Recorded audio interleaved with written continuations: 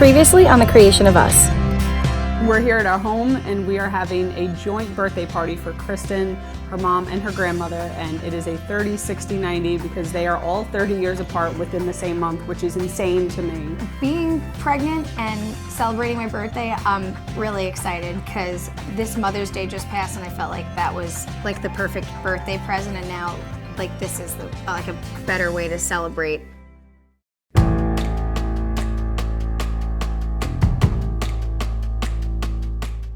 Today we're at Winthrop Hospital and we are doing our 21-week anatomy scan for the baby. Being 21 weeks pregnant, this is just a part of the pregnancy where I have to go and see if the baby, like we said the other day, like has all their fingers, toes, the nose is in the right place. It's just a basic complete anatomy checkup just to make sure that the baby looks and is developing the proper way.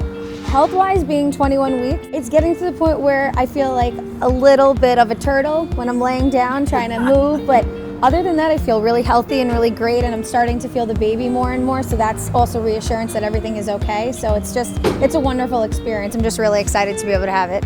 I think we just both have different concerns now based on like how far along we are and everything, and for me it's really just if I'm doing the right thing, if the baby's developing the right way, doing normal household chores that I used to do before that I'm just kind of adapting to try and figure out how to do them a little bit differently now because there's a watermelon in my stomach. What I'm the most excited for today is just that we haven't seen the baby in about 8 weeks now.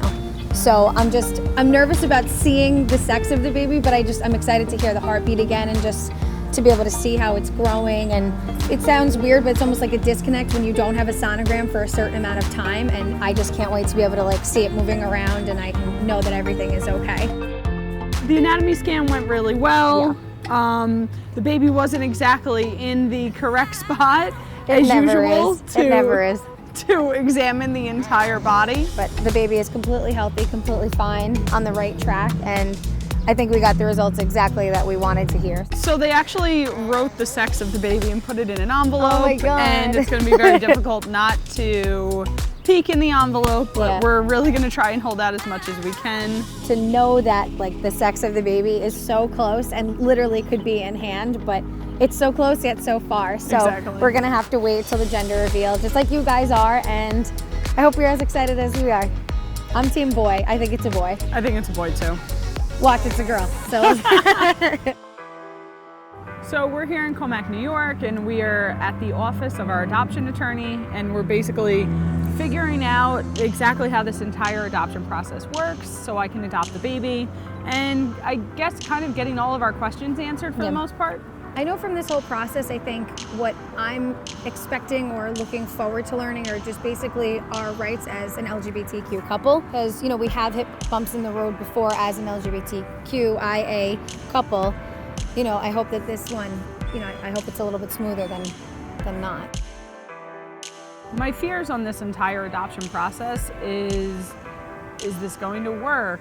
Will this be approved? I mean, I know obviously it's legal, but I'm just nervous for any bumps in the road, basically. For me, one of my biggest concerns throughout this whole process is that, I know that, again, political climate, they're in the process of passing the Equality Act, which will, provide a sort of a benchmark of protection for, LGBTQ couples and just members of the community in general from discriminatory environments like the workplace or like, maybe even situations like this. We could be totally anticipating something that has nothing to do with anything, or we might realize that we have more hurdles to jump than not, but we're gonna have to figure that out together.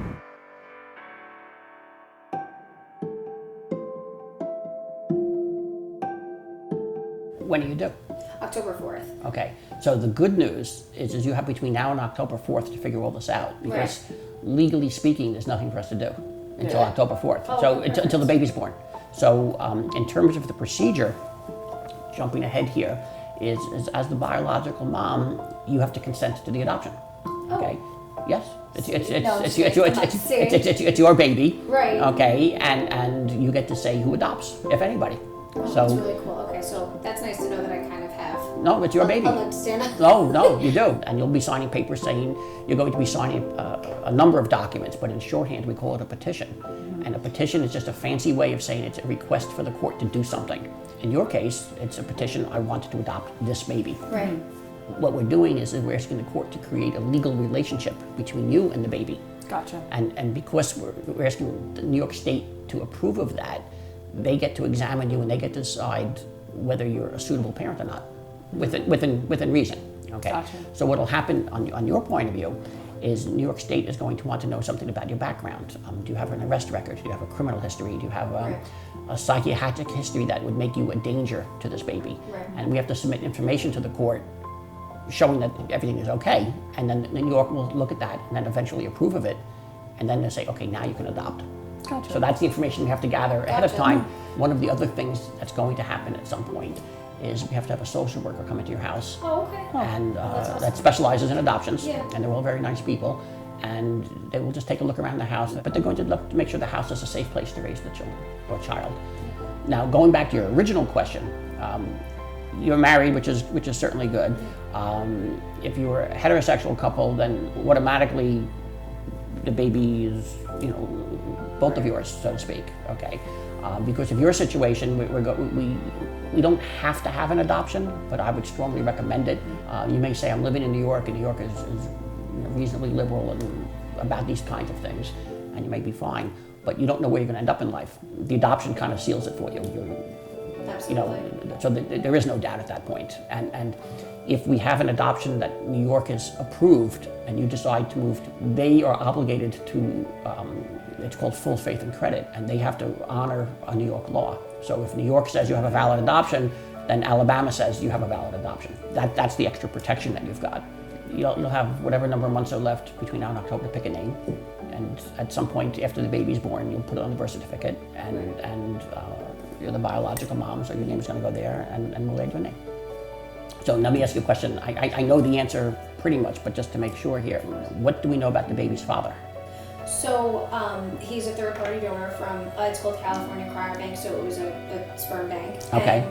And he had, I don't remember if it was a full disclosure. I think it's ID disclosure. I think It is we ID find out his disclosure. name. So when the baby's born, what the company does is they send you kind of like almost like a packet of all of his information, even though we have it. Information such as? Like if, I don't know if the baby think can contact him. Pictures, a keepsake, Yeah. the donor's name. Oh, really? Yeah, we have like blood type and everything electronically, but we have like the physical copies. Yeah, we have of it. medical history.